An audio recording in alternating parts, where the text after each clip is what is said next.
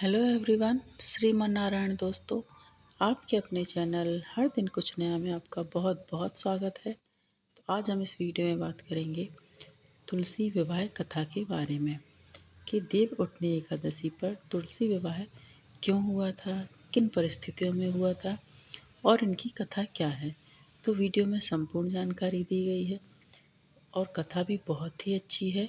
आप सभी सुनिए, क्योंकि कोई भी व्रत हो, किसी भी व्रत और पूजा के दौरान कथा का सुनना बहुत ही शुभ माना जाता है। तो चलिए कथा को शुरू करते हैं।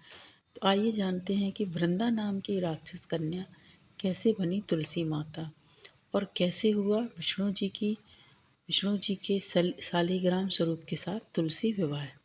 तो चलिए कथा शुरू करते हैं। हिंदू धर्म ग्रंथों के अनुसार वृंदा नाम की एक कन्या थी। वृंदा का विवाह समुद्र मंथन से उत्पन्न हुए जलंधर नाम के एक राक्षस से कर दिया गया। वृंदा विष्णु भगवान की भक्त थी और एक पतिव्रता स्त्री भी थी, जिसके कारण उनका पति जलंधर और भी ज़्यादा शक्तिशाली हो गया।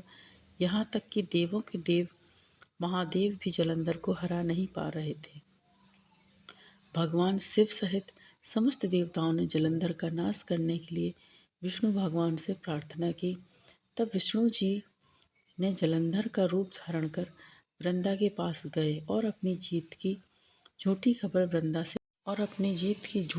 वृंदा को दी और वृंदा की पवित्रता नष्ट कर दी। जब वृंदा की पवित्रता खत्म हो गई तो जलंधर की ताकत खत्म हो गई और भगवान शिव ने जलंधर को मार दिया। वृंदा को जब विष्णु भगवान की माया का पता चला तो वह क्रुद्ध हो गई और उसने भगवान विष्णु को काला पत्थर बनने का श्राप दे दिया। वृंदा ने श्राप दिया कि वह अपनी पत्नी से अलग हो जाएंगे। कहा जाता है कि इसी श्राप की वजह से विष्णु भगवान राम अवतार में माता सीता से अलग हो गए थे। भगवान को पत्थर का होते देख सभी देवी देवताओं में हाहाकार मच गया। फिर माता लक्ष्मी ने वृंदा से प्रार्थना की।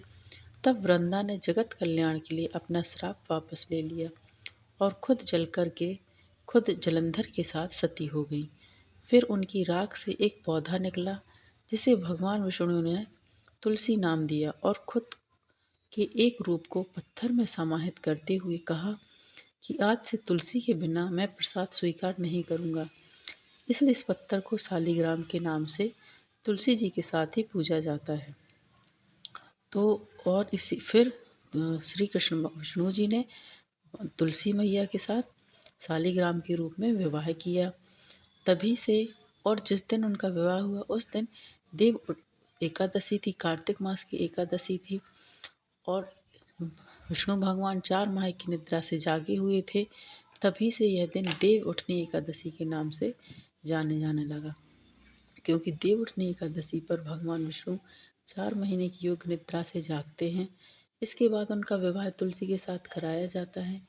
तुलसी विवाह पर भगवान विष्णु के शालिग्राम स्वरूप का विवाह तुलसी के माता के साथ कराया जाता है। तो ये देव उठनी एकादशी की कथा है, तुलसी विवाह कथा है। अब हम बात करते हैं तुलसी विवाह पूजन विधि के बारे में। तो तुलसी विवाह पूजन विधि के लिए तुलसी के गमले के पास साफ सुथरा करें, फिर गन्ने का मंडप बनाएं, एक चौकी रखें जिस पर लाल रंग का कपड़ा बिछाएं, फिर कलश स्थापना करें और चौकी पर शालिग्राम जी एवं तुलसी माता को बैठाएं। तुलसी माता का 16 श्रृंगार करें और उन्हें चुनरी अर्पित करें। फिर रोली, चंदन, अक्षत चढ़ाएं। इसके बाद शालिग्राम को हाथ में लेकर तुलसी माता की परिक्रमा करें। तुलसी जी को शालिग्राम के बाईं ओर रखकर आरती करें। तो ऐसे में तुलसी माता की विवाह पूजन होता है और देव उठनी एकादशी का पर्व भी मनाया जाता है। अब बात करते हैं कि देव उठनी एकादशी पर देवों को कैसे जगाएं। तो देवों को जगाने के लिए, देवताओं को जगाने के लिए शंख और घंटी बजाते हुए बोलना चाहिए, उठो देव, बैठो देव, अंगुरियां चटकाओ देव, नई सूत नई कपास, देव उठाए कार्तिक मास, ऐसा कहा जाता है। और भगवान विष्णु को शंख में गाय के दूध से स्नान कराएं, फिर गंगा जल से स्नान कराएं और ओम नमो भगवते वासुदेवाय नमः मंत्र का जाप करते रहें। ऐसी मान्यता है कि थाली या सूप बजाकर देवों को जगाने से घर में सुख शांति बनी रहती है एवं सभी प्रकार की मनोकामनाएं पूर्ण हो जाती हैं। तो ये देव उठनी से संबंधित संपूर्ण जानकारी दी गई थी। यदि आपको वीडियो पसंद आया तो वीडियो को लाइक कीजिए, शेयर कीजिए अपने दोस्तों के साथ, अपने परिवारजनों के साथ, ताकि उन तक भी ये जानकारी पहुंचे और वो भी इसका लाभ ले सकें। और यदि चैनल पर नए हैं तो चैनल को सब्सक्राइब कीजिए, साथ ही बेल आइकन को प्रेस कीजिए। इससे ये होगा कि मैं कोई भी वीडियो अपलोड करूँगी तो इसकी नोटिफिकेशन आपके पास पहुँच जाएगी।